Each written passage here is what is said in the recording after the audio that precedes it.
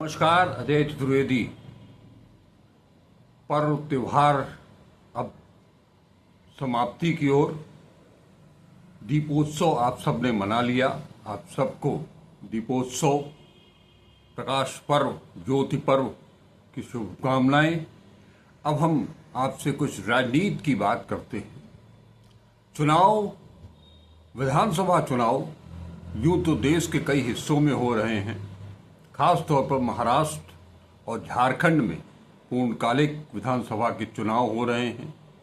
साथ ही साथ कई जगहों पर उपचुनाव भी हैं, जिसमें कि विधानसभा के सीटों के लिए भी है उपचुनाव और संसदीय सीटों के लिए भी, जैसे कि वायनाड में प्रियंका गांधी चुनाव मैदान में हैं।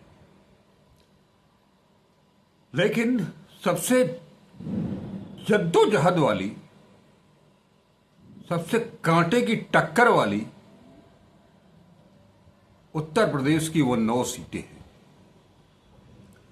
जिनको लेकर के अब की बार सीधा सीधा टक्कर योगी आदित्यनाथ और अखिलेश यादव के बीच में है। वजह, अब की बार इस उपचुनाव के लिए बीजेपी की तरफ से प्रधानमंत्री नरेंद्र मोदी और गृह मंत्री अमित शाह इस चुनाव से थोड़ा दूर हैं। वहीं अगर इंडिया गठबंधन की बात करें तो वहां भी कहने के लिए इंडिया गठबंधन ठीक उसी तरह से उत्तर प्रदेश में चुनाव लड़ रहा है जैसे हरियाणा में लड़ा था। अंतर सिर्फ इतना है कि हरियाणा में कांग्रेस अकेले दम पर चुनाव लड़ी थी और उत्तर प्रदेश में कि इस उपचुनाव में समाजवादी पार्टी अकेले दम पर चुनाव लड़ रही है। समाजवादी पार्टी काफी उत्साहित है, अखिलेश यादव काफी उत्साहित हैं। लोकसभा चुनाव के परिणामों ने अखिलेश यादव को उत्साह से भर दिया है। वहीं लोकसभा चुनाव के परिणामों ने योगी आदित्यनाथ के ऊपर जो एक सवालिया निशान खड़ा किया था, अब उस सवालिया निशान को हटाने की और ये साबित करने की बारी आई है योगी आदित्यनाथ के लिए कि वो अकेले दम पर चुनाव जिता सकते हैं।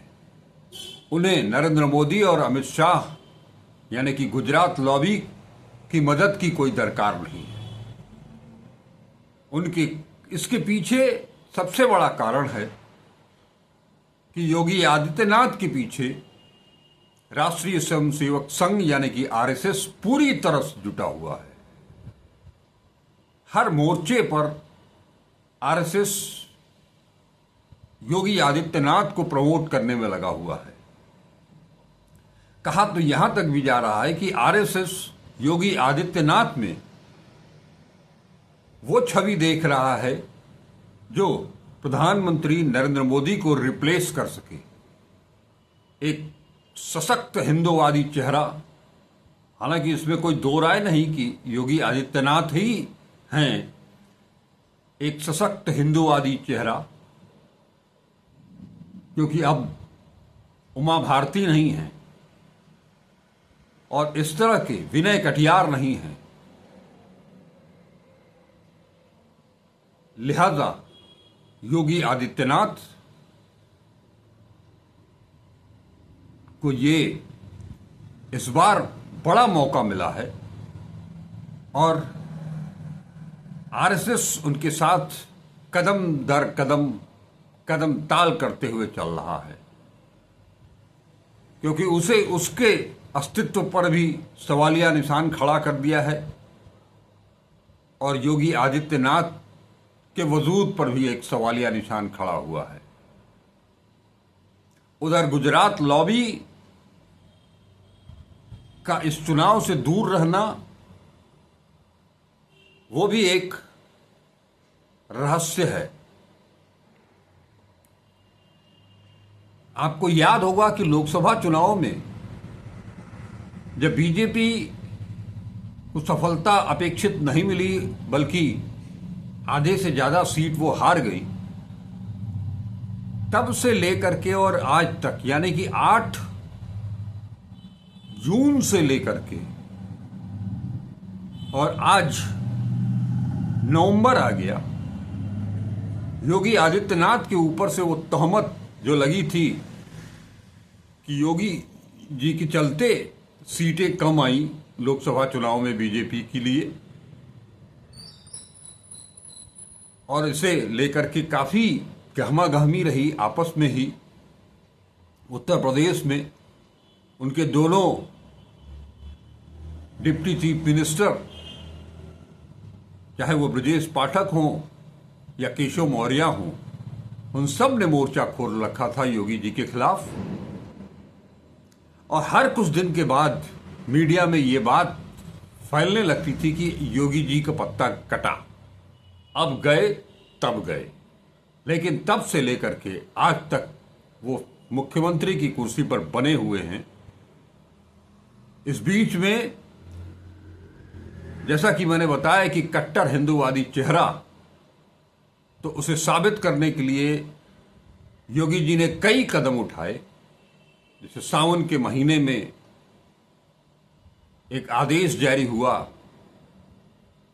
कि कांवर मार्ग पर पड़ने वाली जितनी भी दुकानें हैं, रेस्टोरेंट हैं, होटल हैं, ढाबा हैं, ठेला वाले हैं, पटरी वाले हैं, उनको अपना नाम लिखना होगा, बताना होगा कि वो किस जात बिरादरी के हैं, किस संप्रदाय के हैं। जात बिरादरी से उतना मतलब भी नहीं था, मतलब सीधा सीधा सांप्रदायिक था। सुप्रीम कोर्ट के हस्तक्षेप के बाद वो हटाना पड़ा, लेकिन उसके बाद फिर उन्होंने एक कानून बना दिया कि अब दुकानों पर लोगों को अपना नाम, नेम प्लेट लगाना पड़ेगा। ऐसा कुछ हिमाचल में भी हुआ था, लेकिन बात उससे बनी नहीं। बुलडोजर की राजनीति उनकी बदस्तूर जायज है। अभी बहराइच में जो कुछ भी हुआ उसके बारे में मैंने आप लोगों को विस्तार से बताया था, और जिस तरह से social media, web media, Bhaskar ने उसका खुलासा किया, वो भी दांव उल्टा पड़ गया। और एक सबसे जबरदस्त चीज की जो एक रणनीति अख्तियार की थी इंडिया गठबंधन ने, राहुल गांधी ने जाति जनगणना की जो बात की थी, और लगातार वो कर रहे हैं आरक्षण की बात, तो अब की बार बीजेपी और आरएसएस ने मिलकर के सोशल इंजीनियरिंग का वो जो फार्मूला अपनाया, अखिलेश के पीडीए के जवाब में एक पीडीए जो खड़ा हुआ, पिछड़ा, दलित, और यहां ए का मतलब अल्पसंख्यक नहीं बल्कि अगड़ी जातियों से है। सोशल इंजीनियरिंग, राहुल गांधी का वो नुस्खा, और उसके बाद इस पीडीए को लेकर के पिछड़ा, दलित और अगड़ा, इस पीडीए को लेकर के योगी आदित्यनाथ ने एक अजीबोगरीब बयान दिया, बटेंगे तो कटेंगे। इसकी बड़ी आलोचना हुई, काफी आलोचना हुई, लेकिन उससे कोई फर्क नहीं पड़ता है। योगी आदित्यनाथ अपने पीडीए के साथ बटेंगे तो कटेंगे के स्लोगन के साथ इस चुनाव मैदान में हैं। उनका सहयोग करने के लिए हमेशा की तरह बसपा सुप्रीमो मायावती हैं। भले वो जीते न जीते, लेकिन वोट काटने का, और जहां सीधी लड़ाई है भाजपा और समाजवादी पार्टी की, वहां बीच में अपने उम्मीदवारों को उतार करके कहीं न कहीं समाजवादी पार्टी को नुकसान पहुंचाने का उनका लक्ष्य है। ऐसा हो भी क्यों ना, वो भी एक वजूद की लड़ाई लड़ रही हैं। उन्हें भी पता है कि अगर ऐसा सपा कमजोर नहीं हुई तो उनका अस्तित्व मिट जाएगा, उनकी सियासत खत्म हो जाएगी, क्योंकि फिर उत्तर प्रदेश में भारतीय जनता पार्टी और समाजवादी पार्टी ही रह जाएगी। और ये लोकसभा चुनाव में दिख चुका है। तमाम कोशिशों के बावजूद वो केवल और केवल वोट कटवा का काम ही कर पाई। इस बार भी उन्होंने ऐसा ही कुछ किया है। आप अगर बात करें समाजवादी पार्टी की तो वहां पर अखिलेश यादव अति उत्साह में हैं, फुल ऑफ कॉन्फिडेंस। हर सवाल का जवाब उनके पास है।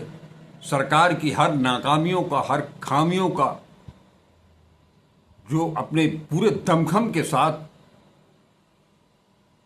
वो जनता के सामने ले आने की बात कर रहे हैं। मीडिया में जब उनसे पूछा जाता है कि इस बार के उपचुनाव में आपने कांग्रेस को धता बता दिया, तो वो कहते हैं कि धता नहीं बताया है। ये सोची समझी रणनीति है। सीट नहीं, जीत जरूरी है। चाहे वो उत्तर प्रदेश का उपचुनाव हो, चाहे महाराष्ट्र विधानसभा का चुनाव हो, अखिलेश यादव कहते हैं कि सीट नहीं, जीत जरूरी है। और उसके साथ ही योगी आदित्यनाथ के बटेंगे तो कटेंगे के स्लोगन के ठीक विपरीत उन्होंने एक नया नारा दिया, जुड़ेंगे तो जीतेंगे। और उनका जो पीडीए है, पिछड़ा, दलित और अल्पसंख्यकों का, जाति जनगणना के पक्ष में वो भी हैं। उसके राहुल गांधी के साथ साथ उस मुद्दे पर वो खड़े हैं। लेकिन एक चीज, लोकसभा चुनाव 2024 और विधानसभा के उपचुनाव दोनों में जमीन आसमान का अंतर है। यहां निश्चित तौर पर समाजवादी पार्टी अकेले दम पर चुनाव लड़ रही है, कांग्रेस यहां एकदम नहीं है। हमने कुछ दिन पहले कांग्रेस के प्रदेश प्रवक्ता से संजीव सिंह से इस बारे में बातचीत की थी, आप लोगों ने देखा होगा। मैंने उनसे भी पूछने की कोशिश की थी कि जब कांग्रेस एक भी सीट पर उपचुनाव नहीं लड़ रही है, ऐसे में कांग्रेस संगठन, कांग्रेस का आम कार्यकर्ता और कांग्रेस के जो भी वोटर हैं, क्या वो समाजवादी पार्टी की तरफ उसी तरह से शिफ्ट हो पाएंगे जैसा लोकसभा चुनाव में हुआ? लोकसभा चुनाव में वो एक अलग वेव थी, राहुल गांधी की वेव, और सपा ने, क्योंकि उसके पास संगठन है, बूथ तक उनके कार्यकर्ता हैं,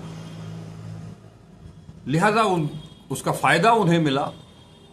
लेकिन जब कहा जा रहा था कि विपक्ष यानी कि भारतीय जनता पार्टी ये कह रही थी कि लोकसभा में उत्तर प्रदेश में एक सीट केवल रायबरेली सोनिया गांधी की सीट है, अब उनके राज्यसभा में जाने के बाद वो भी सीट खत्म हो जाएगी, वहीं इसका उल्टा हुआ और कांग्रेस 1 से 6 सीट तक पहुंच गई। अगर ग्राफ उठा करके देखें तो कांग्रेस का ग्राफ ज्यादा ऊपर था बनस्पत समाजवादी पार्टी के, लेकिन समाजवादी पार्टी की सीटें ज्यादा आई। और ये समाजवादी पार्टी के चुनावी राजनीति में ये एक सबसे बड़ी जीत थी ये। और अब उसके पीछे सबसे बड़ा योगदान राहुल गांधी का था। चाहे वो अल्पसंख्यक यानी कि मुसलमानों का वोट बैंक हो, चाहे वो दलितों का वोट बैंक हो, पिछड़ों का वोट बैंक हो, युवाओं का वोट बैंक हो जो कि बेरोजगार थे, पेपर लीक का मामला था, उस समय बहुत तेजी में था, बहुत उफान पर था, महिलाओं का मामला था, यहां तक कि कुछ सवर्ण भी कांग्रेस के साथ, राहुल गांधी के साथ दिखाई दिए थे, जिसके चलते समाजवादी पार्टी ने लोकसभा में बेइंतहा सफलता हासिल की। क्या वो सारे समीकरण इस चुनाव में भी, इस उपचुनाव में भी रहेंगे? ये देखना मजेदार होगा। इसीलिए मैं कह रहा हूं कि ये चुनाव एक दो नहीं, योगी आदित्यनाथ, अखिलेश यादव और मायावती तीनों के वजूद की लड़ाई है, तीनों के राजनीतिक भविष्य की लड़ाई है। हरियाणा में कांग्रेस अकेले दम पर चुनाव लड़ी, हार गई, और उसके बाद चुनाव परिणाम आने के बाद इंडिया गठबंधन से ही कांग्रेस को लेकर के तमाम तरह की आवाजें उठने लगी, और उसमें अखिलेश यादव भी थे। अब अखिलेश यादव को खुद को यह साबित करना होगा, ये बड़ी लड़ाई होगी। अगर वो इसमें सफल होते हैं तो आगे के चुनावों के लिए, आगे की लड़ाई के लिए वो कांग्रेस के ऊपर भारी पड़ सकते हैं। वहीं अगर उन्हें कुछ नुकसान होता है तो कांग्रेस इसका श्रेय अपने सर पर बांधेगी, भले खुल करके न बोले, लेकिन जो जवाब हरियाणा के विधानसभा चुनाव के बाद आया था कि हम मिल करके लड़े होते तो जीते होते। अखिलेश यादव का जो स्लोगन है कि जुड़ेंगे तो जीतेंगे, यहां जुड़ाव केवल जातियों का हो रहा है। वो हो भी रहा है या नहीं, ये देखना होगा, क्योंकि उन्हीं के नक्शे कदम पर बीजेपी है, आरएसएस है। पिछड़ा हो, आदिवासी हो, पिछड़ा हो, दलित हो, इन सब पर पैनी निगाह बीजेपी की भी है, और उसी हिसाब से टिकटों का वितरण भी हुआ है। ओबीसी और दलित, इन सब पर बीजेपी और आरएसएस ने मिलकर के अपनी रणनीति, अपना चक्रव्यूह बुना है। इस चक्रव्यूह में वो कितना सफल होते हैं, ये देखना मजेदार होगा, रोचक होगा। वहीं बिना कांग्रेस के, क्योंकि एक चीज आपको और बता दूं कि पिछली बार लोकसभा चुनाव के दौरान भी जब सीट शेयरिंग का मामला चल रहा था, तभी अखिलेश यादव, कांग्रेस अध्यक्ष, कांग्रेस के प्रदेश अध्यक्ष अजय राय, मध्य प्रदेश के कांग्रेस अध्यक्ष और पूर्व मुख्यमंत्री कमलनाथ, इन तीनों के बीच जो एक बयानबाजी हुई थी, नोकझोंक हुई थी,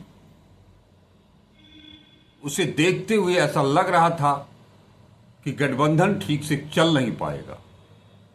तब वो अल्पसंख्यक थे, मुस्लिम समुदाय ही था जिसने अखिलेश यादव को समझाया था कि अगर आप कांग्रेस के साथ, राहुल गांधी के साथ मिलकर के नहीं चलते हैं, गठबंधन मजबूत नहीं बनाते हैं,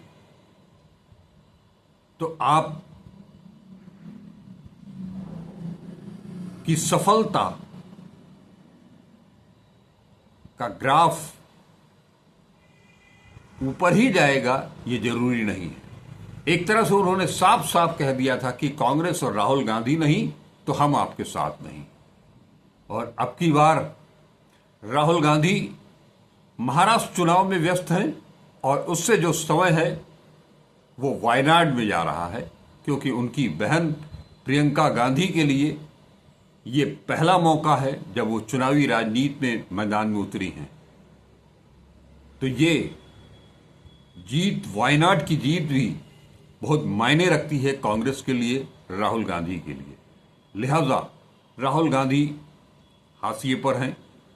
अभी तक उनका प्रचार का, सभा का, रैली का, रोड शो का भी कोई प्रोग्राम तय नहीं हुआ है उत्तर प्रदेश में।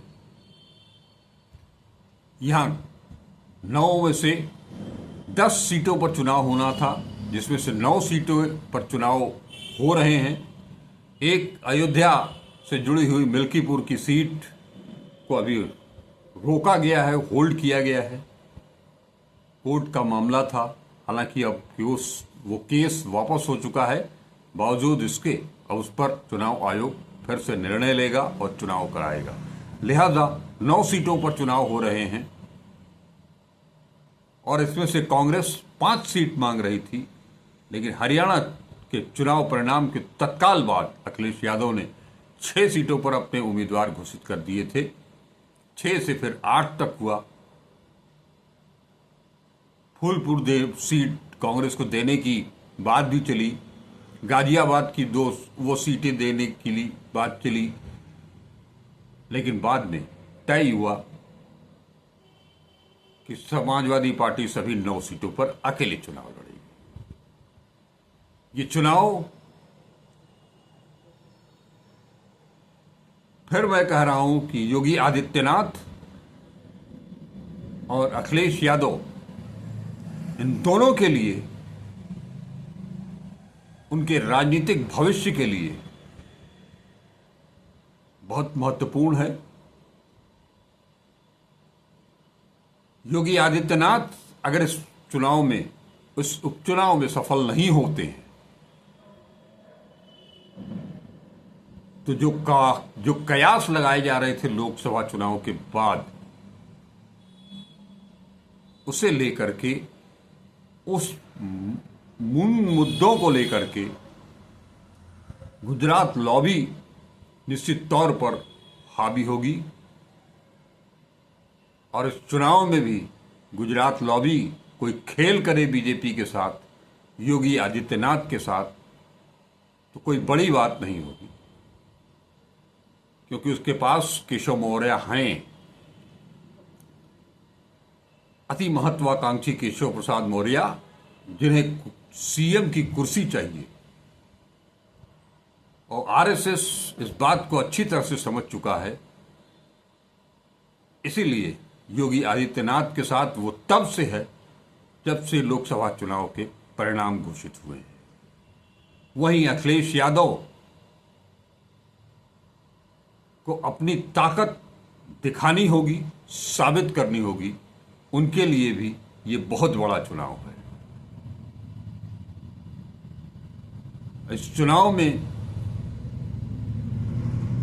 बुलडोजर, नेम प्लेट और बहराइच दंगा, इन तीनों को अगर समाजवादी पार्टी कायदे से भुना ले जाती है तो उसका काम बहुत कुछ बन सकता है। वहीं योगी आदित्यनाथ का वो स्लोगन, बटेंगे तो कटेंगे, सुनने में बड़ा अजीब लग रहा है, बोलने में भी बड़ा अजीब लगता है, क्योंकि ये लोकतंत्र की भाषा नहीं है। यहां बंटवारा और कटना पिटना यानी कि हिंसा भारतीय लोकतंत्र का हिस्सा नहीं है। देखना होगा जब 23 नवंबर को चुनाव परिणाम आएंगे तो ऊंट किस करवट बैठता है, क्योंकि ये जो 9 सीटें हैं उत्तर प्रदेश की, उस पर हर किसी की निगाह है। जो इस चुनाव में सक्रिय रूप से भागीदार हैं उनकी भी निगाह है, जो दूर से इस चुनावी आंच को सेक रहे हैं उनकी भी निगाह है। और योगी आदित्यनाथ और अखिलेश यादव को लेकर के अगर हम इसे कहें कि अंतर्राष्ट्रीय राजनीतिक क्षितिज पर भी सबकी निगाहें लगी हुई हैं तो अतिशयोक्ति नहीं होगी। चलिए देखते हैं कितना रोचक होता है ये मुकाबला और बाजी किसके हाथ जाती है। फिर मिलेंगे मिलते रहेंगे। आप हमारे साथ जुड़े रहें। हमारे यूट्यूब चैनल @अजय चतुर्वेदी 842 को सब्सक्राइब नहीं किया है तो उसे सब्सक्राइब करें, वीडियो को देखें, लाइक करें, ज़्यादा से ज़्यादा शेयर करें। नमस्कार, अजय चतुर्वेदी।